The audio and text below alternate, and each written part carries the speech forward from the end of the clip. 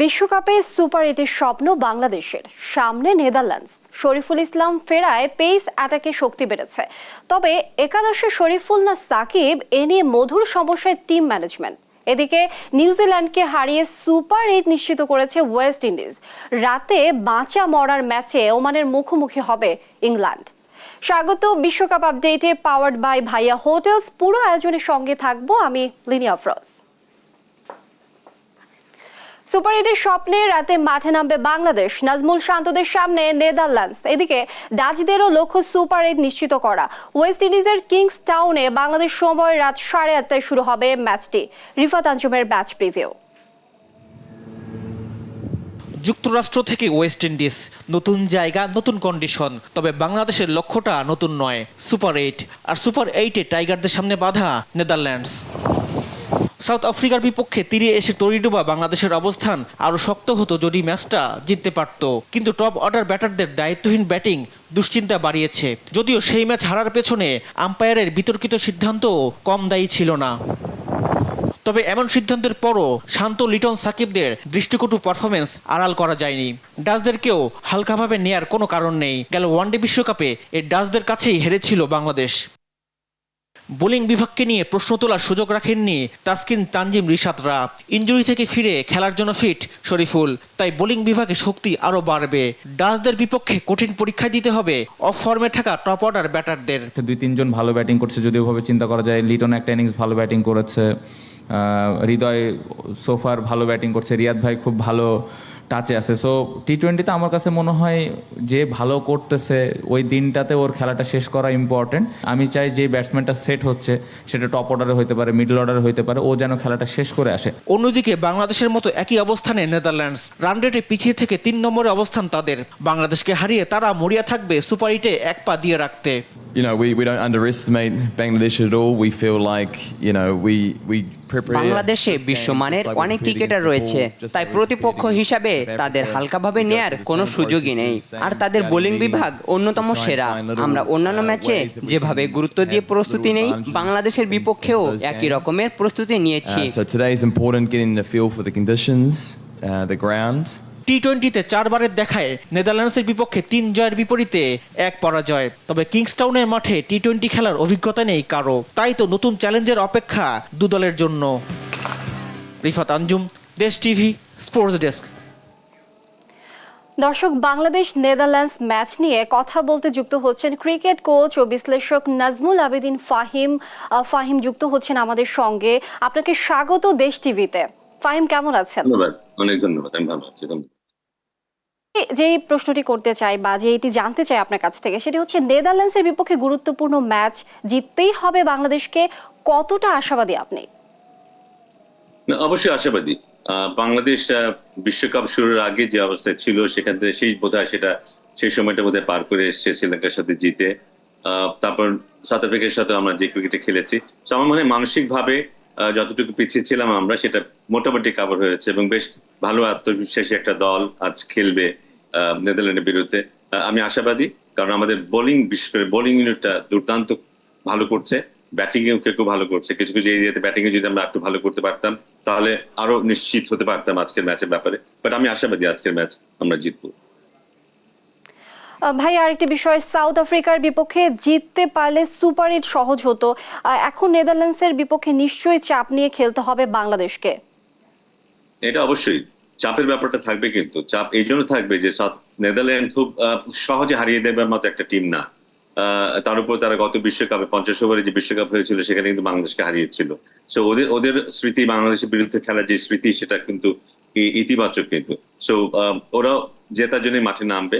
কিন্তু বাংলাদেশ, আমার মনে হয় যে বাংলাদেশ যে কন্ডিশনে খেলা হবে, কিংস্টাউনের এই মাঠটাতে কিন্তু বিশ্বকাপের খেলা এখনো হয়নি। সেই হিসেবে আমরা জানি না উইকেটটা কেমন হবে। তবে ওইখানকার সাধারণ উইকেটের চরিত্র যেমন হয়, বাংলাদেশের ক্রিকেটাররা সেরকম উইকেটে খেলে অভ্যস্ত। কিছুটা স্পিন থাকবে, কিছুটা বল নিচু হয়ে আসবে, কিছুটা স্লো থাকবে। এই উইকেটে বাংলাদেশ কিন্তু একটু সহজ হয় বাংলাদেশের জন্য খেলা। On the other hand, Netherland কিন্তু এই ধরনের উইকেটে খেলতে খুব অভ্যস্ত না। তার মানে এই না যে এটাই একমাত্র কারণ হয়ে দাঁড়াবে ম্যাচ জয় পরাজয়। বাংলাদেশকে অবশ্যই ভালো খেলতে হবে, কিন্তু ওই জায়গাটা বাংলাদেশের ফেভারে থাকবে, কন্ডিশনটা। খুবই স্বাভাবিক একটি বিষয়, সেটা হচ্ছে চাপের সময় ক্রিকেট খেলা চ্যালেঞ্জিং। বাংলাদেশ কি পারবে চাপকে জয় করতে? প্রশ্ন সেটাই। যদি আমরা দুই দলের যদি এমনি বাই নেম যদি দুই দলটাকে বিচার করি কারা বেশি শক্তিশালী, আমরা কিন্তু দেখবো যে বাংলাদেশ তুলনামূলক অনেক শক্তিশালী। কিন্তু কথা হচ্ছে চাপ নেওয়ার যে সময়টা, সেই সময়টা কে কতটুকু চাপ নিতে পারে, সেখানে বোধহয় নেদারল্যান্ড খুব বেশি পিছিয়ে থাকবে না। নেদারল্যান্ড ইতিমধ্যে 2টা ম্যাচ খেলেছে, একটাতে সহজেই মোটামুটি সহজ জিতেছে, এবং সাউথ আফ্রিকার মতো দলকে কিন্তু ওরা টাফ টাইম দিয়েছে। সো মানসিকভাবে কিন্তু ওরা যথেষ্ট শক্তিশালী। সো ওই চাপের ব্যাপারটাই আসলে গুরুত্বপূর্ণ, যে আমরা চাপটা যদি একটা ম্যাচে কিন্তু কিছু কিছু সিচুয়েশন আসে কিন্তু যখন খেলাটা একটু হাতছাড়া হয়ে যাচ্ছে, সেই সময়টা চাপটা ধরে রাখা, আবার খেলাটাকে নিজের দিকে নিয়ে আসা, ওই চরিত্রটা বাংলাদেশকে দেখাতে হবে যদি এরকম সিচুয়েশন আসে। সো আমি আশা করবো যে বাংলাদেশ সেটা বুঝবে। বাংলাদেশ জানে যে নেদারল্যান্ড সাথে খেলতে গেলে চাপটাকে ভালোভাবে হ্যান্ডেল করতে হবে। আমি নিশ্চিত সেভাবেই বাংলাদেশ দল প্রস্তুতি নিয়ে মাঠে নামবে। ফাহিম ভাই, আপনাকে অসংখ্য ধন্যবাদ। আপনি যুক্ত থাকুন, আমরা পরবর্তীতে আবারও যুক্ত হব আপনার সঙ্গে। নেদারল্যান্ডসের বিপক্ষে সাকিব আল হাসান ফর্মে ফিরবেন বলে আশাবাদী নাজমুল হোসেন শান্ত। অধিনায়ক জানান নিজেকে ফিরে পেতে সর্বোচ্চ চেষ্টাই করছেন সাকিব। অন্যদিকে ইনজুরি কাটিয়ে শরীফুল ইসলাম ফেরায় মধুর সমস্যায় টিম ম্যানেজমেন্ট। একাদশে শরীফুল নাকি তানজিম সাকিব, এ নিয়ে দ্বিধায় দল। রিফাত আঞ্জুমের আরেকটি রিপোর্ট। এবারে টি-20 বিশ্বকাপে সাকিব আল হাসানের কাছ থেকে বাংলাদেশের প্রত্যাশা ছিল বেশি, তবে প্রথম 2 ম্যাচ শেষে সেই প্রত্যাশা পূরণে ব্যর্থ হয়েছেন বিশ্বসেরা এই অলরাউন্ডার। প্রথম 2 ম্যাচে 5.5 গড়ে মাত্র 11 রান, বল হাতে 2 ম্যাচেই ছিলেন উইকেট শূন্য। সবশেষ সাউথ আফ্রিকার বিপক্ষে আউট হয়েছেন দৃষ্টিকটুভাবে। টপ অর্ডারে ধারাবাহিক ব্যর্থতার পর সাকিবের এমন ফর্ম বাংলাদেশকে ভোগাচ্ছে আরও বেশি মাত্রায়। তবে এত কিছুর পরও অধিনায়ক শান্ত মনে করেন সাকিব নিজেও সর্বোচ্চ চেষ্টা করছেন নিজেকে ফিরে পেতে। সাকিব ভাইয়ের পারফরমেন্স নিয়ে টিমের কেউই চিন্তিত না, এবং এটা নিয়ে আমরা কেউই কথা বলতেই চায় না, কারণ আমরা জানি যে উনি ওভার দ্য ইয়ার্স কত ভালো ক্রিকেট খেলে আসছেন, এবং মানুষের এক্সপেকটেশনের থেকে উনি নিজে কত এক্সপেক্ট করতেছেন সেটা ইম্পর্টেন্ট, এবং উনি সর্বোচ্চ চেষ্টা করছেন, হার্ডওয়ার্ক করছেন। সো আমার মনে হয় যে আমি বলবো না যে সে কামব্যাক করবে, সে ভালো অবস্থাতেই আছে, এবং আমি আশা করবো কালকে আরও ভালোভাবে ডেলিভার করবেন। ব্যাটিং বিভাগে যখন এমন বেহাল অবস্থা, তখন টাইগারদের বোলিং বিভাগে চলছে মধুর সমস্যা। ইনজুরি কাটিয়ে ফিরেছেন পেসার শরীফুল ইসলাম। প্রোটিয়াদের বিপক্ষে তানজিম, তাসকিন, মুস্তাফিজ যেভাবে বোলিং করেছেন, তাতে শরীফুলকে জায়গা করে দিতে কাকে জায়গা ছেড়ে দিতে হবে সেটা নিয়ে ভাবতে হচ্ছে। শরীফুলের ইনজুরিতে তানজিম পেয়েছেন সুযোগ, সেই সুযোগ তানজিম এমনভাবে কাজে লাগিয়েছেন যেটা টিম ম্যানেজমেন্টকে ভাবিয়ে তুলেছে। নেদারল্যান্ডসের বিপক্ষে 4 পেসার নিয়ে বাংলাদেশ খেলাবে কিনা সেটা নিয়ে যথেষ্ট সন্দেহ রয়েছে। আবার 3 পেসার খেলালে বাদ দেওয়া হবে কাকে, সেটা নিয়ে সন্দিহান টিম ম্যানেজমেন্ট। এমন মধুর সমস্যায় তো পড়তেই চাইবেন নির্বাচকরা। রিফাত আঞ্জুম, দেশ টিভি, স্পোর্টস ডেস্ক। দর্শক, আমাদের সঙ্গে আবারও আছেন ক্রিকেট কোচ ও বিশ্লেষক নাজমুল আবেদিন ফাহিম যুক্ত হচ্ছেন আবারও। ভাইয়া, ব্যাটে বলে ছন্দেনে সাকিব দলের গুরুত্বপূর্ণ ক্রিকেটার তিনি আছেন, তার অফ ফর্ম নিশ্চয়ই ভোগাচ্ছে দলকে। না, নিশ্চয়ই, কারণ ওর সার্ভিস পেতে কিন্তু বাংলাদেশ অভ্যস্ত। কোনো না কোনো ভাবে সে হয় ব্যাটিং এ কিংবা বোলিং এ কিছু না কিছু একটা করে, যেটা দলকে অনেক অনেক হেল্প করে। সো ওটা না করতে পারায় দল কিছুটা তো ভুগছে, কোনো সন্দেহ নেই। কিন্তু তারপরেও যে পারফরমেন্সটা আসছে বাংলাদেশ দলের কাছে সেটা কমেন্ডেবল। এখন এর সাথে যদি সাকিবের পারফরমেন্সটা যুক্ত হয়, তাহলে মানে বাংলাদেশ আরো অনেক দূর এগিয়ে যেতে পারে। ব্যাটিং এ কিংবা বোলিং এ কিংবা দুটোতেই যদি সাকিব কন্ট্রিবিউট করতে পারে, বাকিদের নিয়ে, বাকিরা যা করছে তার সাথে এটা যদি যোগ হয়, বাংলাদেশ কিন্তু খুব শক্তিশালী একটা দল হয়ে যাবে। বিশেষ করে বোলিং এ আমরা অত্যন্ত ভালো করছি অলরেডি। ওর এই সার্ভিস ছাড়া বোলিং এ খুব ভালো করছে, তার সাথে যদি ওর বোলিংটা যুক্ত হয়, আমার মনে হয় এই বিশ্বকাপের অন্যতম সেরা বোলিং এটা হয়ে দাঁড়াতে পারে কিন্তু বাংলাদেশ। আরেকটি বিষয়, সাকিবের টেকনিক্যালি যে সমস্যাটা আছে, আপনি তো কোচ, আপনি নিশ্চয়ই বিষয়টি জানেন, এই বিষয়টি যদি জানাতেন। না, টেকনিক্যাল সমস্যা বলবো না, জিনিসটা হয় যে বিভিন্ন কন্ডিশনে একটু অ্যাডজাস্ট করার ব্যাপার আছে, এবং ম্যাচ খেলার একটা অভ্যাসের ব্যাপার আছে। শুরুতেই কিন্তু বিশ্বকাপ দিয়ে প্রায় শুরু করলো, একবার যদি ছন্দ হারিয়ে ফেলে, ছন্দ পাওয়াটা একটু মুশকিল হয়ে দাঁড়ায়। আমার মনে হয় ও চেষ্টা করছে, এবং যে উইকেটে খেলা হবে এই উইকেট বোধহয় ওকে স্যুট করবে। এখানে একটু লো উইকেট এবং টার্নিং উইকেট, এখানেও আগেও খেলেছে কিন্তু এই উইকেটে খেলেছে এবং ভালো করেছে। সো এই উইকেট বোধহয় ওর জন্য সুইটেবল হবে, এবং আশা করছি যেখানে ব্যাটিং বোলিং দুটোতেই ও ভালো করবে। ভাইয়া, খুব বেশি চাপ কিংবা কোনো চাপ কি নিয়ে ফেলছেন সাকিব, আপনি কি মনে করেন? সাধারণত চাপ দেয় না, বা চাপ নিলেও কিন্তু সেটা বাইরে থেকে বোঝা যায় না।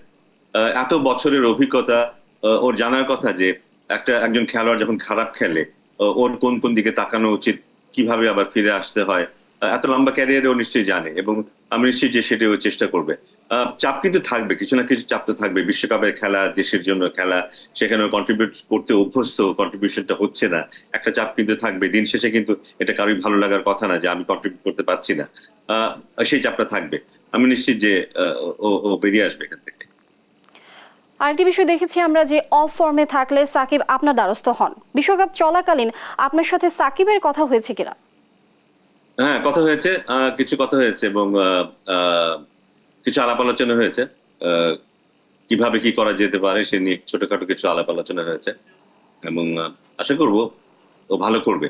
কারণ ও নিজের থেকে যথেষ্ট চেষ্টা আছে ভালো করার, এবং ও পথ খুঁজে বেড়াচ্ছে কিভাবে কি করলে নিজের পারফরমেন্সটা করতে পারবে, কন্ট্রিবিউট করতে পারবে। ও চেষ্টা করছে নিজের মতো করে। শরীফুল ফেরা একাদশে আপনি কাকে দেখতে চান, শরীফুল নাকি তানজিম সাকিব? দুজনেই খুব ভালো বোলার, দুজনেই খুব ভালো বোলার। শরীফুল কিন্তু আমাদের মূল ওপেনিং বোলার, সবসময় ওপেন করে থাকে। সাকিব সে অর্থে কিন্তু সুযোগ পায়নি, ওদের কারণেই তেমন একটা সুযোগ পায়নি, কিন্তু যখন সুযোগ পেয়েছে দুই হাতে সেই সুযোগটাকে কাজে লাগিয়েছে কিন্তু, এবং দুর্দান্ত ভাবে কাজে লাগিয়েছে। আমরা সাউথ আফ্রিকার বিরুদ্ধে বোলিং দেখেছি, শ্রীলঙ্কার বিরুদ্ধেও কিন্তু খুব ভালো বল করেছে। সো ওর মধ্যে যে ইন্টেন্ট আছে, আক্রমণাত্মক মানসিকতা আছে, সেটা বোধহয় অন্যদেরকে ছাপিয়ে যায়। বোধহয় ওর বডি ল্যাঙ্গুয়েজের মধ্যে সেটা আছে, ওর আচরণের মধ্যে সেটা আছে, সেটা খুবই গুরুত্বপূর্ণ। উইকেট নিতে পারে, খুব ভালো ফিল্ডিং করে, ব্যাটিং এও কন্ট্রিবিউট করতে পারে। সো আমার মনে হয় যে এটা একটা ডিফিকাল্ট ডিসিশন হবে সিলেকশনের ব্যাপারটা। এই মুহূর্তে আমি হয়তো সাকিবের দিকে থাকবো, কারণ একটা রিদমে আছে, খেলছে এবং ভালো করছে, পরপর দুটো ম্যাচে ভালো করেছে। এটি আশা করা যায় যে তৃতীয় ম্যাচেও ভালো করবে, কারণ তৃতীয় ম্যাচটা আমাদের জন্য খুব গুরুত্বপূর্ণ।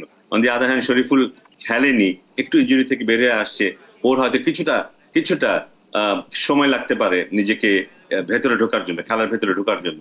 সেই ক্ষেত্রে বোধহয় সাকিবকে হয়তো প্রেফার করা হবে, তানজিম সাকিবকে এই আজকের ম্যাচের জন্য। ফাহিম ভাইয়া, আপনি আবারও যুক্ত থাকুন আমাদের সঙ্গে, আমরা আবারও যুক্ত হব আপনার সঙ্গে।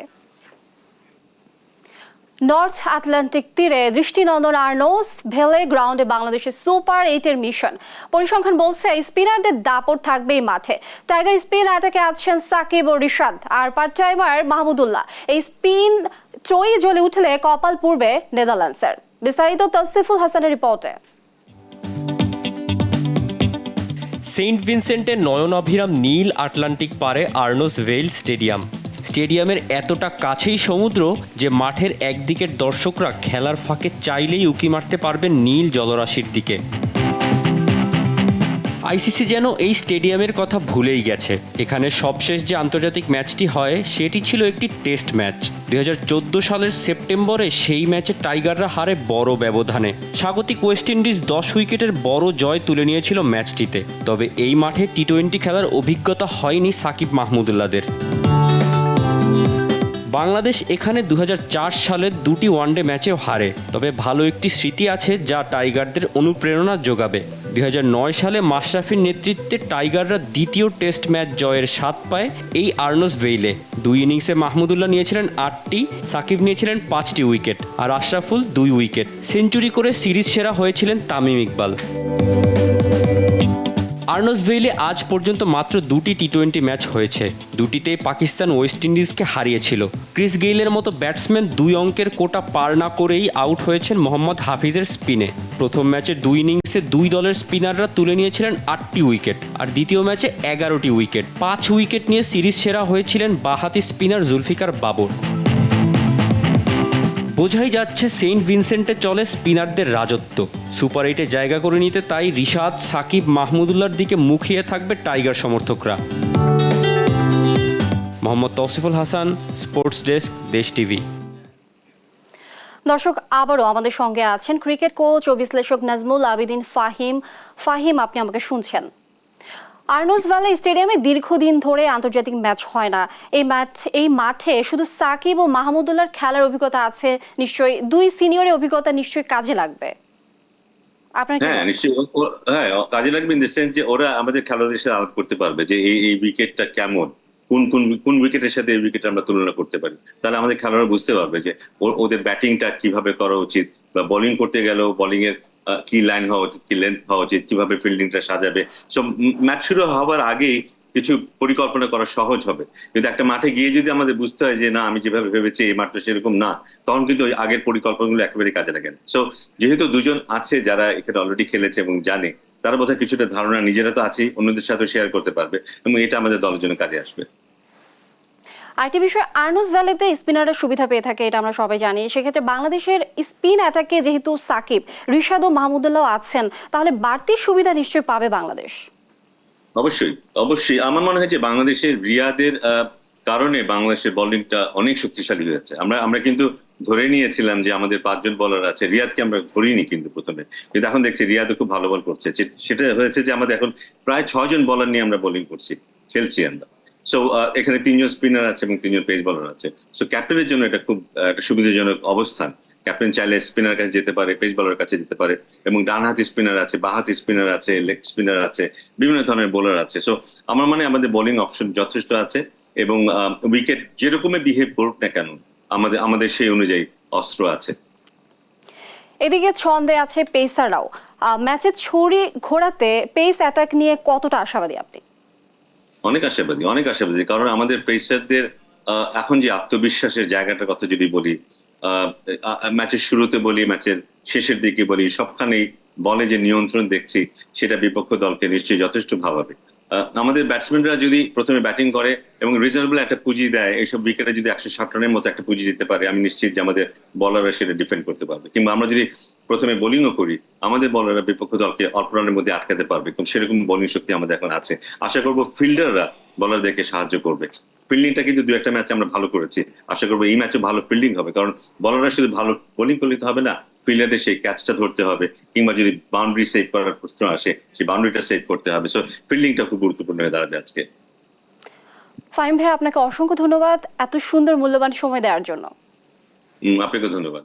নিজেদের তৃতীয় ম্যাচে ওমানের বিপক্ষে মাঠে নামবে ইংল্যান্ড। স্যার ভিভিয়ান রিচার্ডস স্টেডিয়ামে বাংলাদেশ সময় রাত 1টায় শুরু হবে খেলা। বিশ্বকাপ মঞ্চে এখনো মেলে ধরতে পারেনি ইংলিশরা, আরও এখনো জয়হীন ওমান। তাই নিজেদের প্রথম দেখায় কে শেষ হাসি হাসবে তার প্রমাণ হবে মাঠে। রাফিউল ইসলাম রাতুলের ম্যাচ প্রিভিউ। ক্রিকেটের ইতিহাস, অর্জন ও অভিজ্ঞতার বিচারে ওমানের চেয়ে যোজন যোজন এগিয়ে ইংল্যান্ড। আর এবারই প্রথম ইংল্যান্ডের বিপক্ষে খেলতে যাচ্ছে ওমান, তাও আবার বিশ্বকাপের মতো বড় মঞ্চে। বি গ্রুপের ম্যাচে ইংল্যান্ডই হট ফেভারিট, তা আর বলার অপেক্ষা রাখে না। কিন্তু গেল 2 ম্যাচের একটিতেও জয়ের দেখা পায়নি ইংলিশরা। প্রথম ম্যাচ বৃষ্টিতে ভেসে যাওয়ায় স্কটল্যান্ডের সঙ্গে পয়েন্ট ভাগাভাগি করে তারা। আর অস্ট্রেলিয়ার বিপক্ষে দ্বিতীয় ম্যাচে 36 রানে হেরেছে ইংল্যান্ড। তাই ওমানের বিপক্ষে এই ম্যাচ জস বাটলারদের বিশ্বকাপে টিকে থাকার লড়াই। ইংল্যান্ডের রয়েছে বিশ্বসেরা পেস বোলিং অ্যাটাক। জোফরা আর্চার, মার্ক উড ও ক্রিস জর্ডানদের সমীহ করতে বাধ্য বিশ্বের যে কোনো ব্যাটার। এছাড়া স্পিন ভেলকিতে প্রতিপক্ষকে বিপদে ফেলতে জুড়ি নেই আদিল রশিদ ও মঈন আলীদের। অন্যদিকে ওমানের কপাল পুড়েছে গেল 3 ম্যাচেই। প্রথমে নামিবিয়া, এরপর অস্ট্রেলিয়া এবং সবশেষ স্কটল্যান্ডের বিপক্ষে হেরে পয়েন্ট টেবিলের তলানিতে মধ্যপ্রাচ্যের দেশটি। ওমান দলেও আছেন বেশ কয়েকজন কার্যকর বোলার। বিলাল খান, কালিমুল্লার মতো বোলাররা ইংল্যান্ডের ভোগান্তির কারণ হতে পারেন। আর চমৎকার অফ স্পিনে দলকে ব্রেক থ্রু এনে দিতে পারেন অভিজ্ঞ জিসান মাকসুদ। তাই ম্যাচে বিশ্ব চ্যাম্পিয়ন ইংল্যান্ড সহজ জয় তুলে নেবে নাকি চমক দেখাবে ওমান, তা মাঠেই প্রমাণ হবে। রাফিউল ইসলাম রাতুল, স্পোর্টস ডেস্ক, দেশ টিভি। এদিকে আগামীকাল ভোরে ওয়েস্ট ইন্ডিজের ত্রিনিদাদে পাপুয়া নিউগিনির বিপক্ষে মাঠে নামবে আফগানিস্তান। বাংলাদেশ সময় সকাল 6:30টায় সুপার 8 নিশ্চিতে মাঠে নামবে রাশিদ খানরা। আরও জানাচ্ছেন আল মাহমুদ ফাহিম। দলে আছেন অন্তত 6 জন অলরাউন্ডার। বোলিংয়ের পাশাপাশি ব্যাটিংয়েও বেশ শক্তিশালী আফগানরা। তাদের টপ অর্ডারে আছেন রহমানুল্লাহ গুরবাজ এবং ইব্রাহিম জাদরানের মতো ব্যাটার। নিজেদের দিনে যে কোনো বড় দলকে চ্যালেঞ্জ ছুড়ে দিতে পারে তারা। অন্যদিকে আফগানদের থেকে অনেকটাই পিছিয়ে পাপুয়া নিউগিনি। 2014 সালে নিউজিল্যান্ডে বিশ্বকাপ বাছাই পর্ব দিয়ে আন্তর্জাতিক টি-20-র যাত্রা শুরু করে তারা। গেল আসরে সুযোগ না পাওয়া পাপুয়া নিউগিনি এবারে বাছাইয়ের সব ম্যাচ জিতে মূল পর্বে জায়গা করে নিয়েছে। 2021 বিশ্বকাপ দলের 10 জন ক্রিকেটার খেলছে এই আসরেও। প্রথম 2 ম্যাচ হেরে যাওয়ায় বিশ্বকাপ থেকে ছিটকে পড়ার শঙ্কায় পাপুয়া নিউগিনি। ওয়েস্ট ইন্ডিজ ও উগান্ডার সাথে খুব একটা ভালো করেনি দলটি। ব্যাটিং বোলিংয়ে তেমন একটা চমক দেখাতে পারেনি কেউ। তবে পাপুয়া নিউগিনি দলেও আছে আসাদ বালা, সেসে বাউদের মতো অভিজ্ঞ ক্রিকেটার। তারা জ্বলে উঠলে কপাল পুড়তে পারে আফগানদের। আল মাহমুদ ফাহিম, স্পোর্টস ডেস্ক, দেশ টিভি। ইংল্যান্ডকে বিদায় করতে স্কটল্যান্ডের বিপক্ষে ধীর গতির ব্যাটিং করার ইঙ্গিত দিয়েছেন অজি পেসার জশ হেজেলউড। আর ইচ্ছাকৃতভাবে এমনটা করলে নিষিদ্ধ হতে পারেন অস্ট্রেলিয়া। অধিনায়ক মিচেল মার্শ। বিস্তারিত তৌসিফুল হাসানের রিপোর্টে। বি গ্রুপে 3 ম্যাচে 6 পয়েন্ট নিয়ে শীর্ষে অস্ট্রেলিয়া, 5 পয়েন্ট নিয়ে 2-এ স্কটল্যান্ড। ইংল্যান্ড তাদের পরের 2 ম্যাচ জিতলেও পয়েন্ট দাঁড়াবে 5-এ। ওমান ও নামিবিয়ার সাথে বড় ব্যবধানে জিতলেও রান রেটে স্কটিশদের চেয়ে অনেক পিছিয়ে বাটলাররা। এমন হতে পারে স্কটল্যান্ড অস্ট্রেলিয়ার বিপক্ষে একটি নির্দিষ্ট ব্যবধানে হারলেই পরের রাউন্ডে যাবে। বিদায় হবে ইংল্যান্ডের। এবারের ফরম্যাট অনুযায়ী গ্রুপ চ্যাম্পিয়ন বা রানার্স আপের ব্যাপার নেই। মানে সুপার 8-এ একটি নির্দিষ্ট দল উঠলে কোন গ্রুপে পড়বে তা আগে থেকে নিশ্চিত। এর ফলে কার্যত এ ম্যাচে কোনো প্রাপ্তি বা হারানোর কিছু নেই।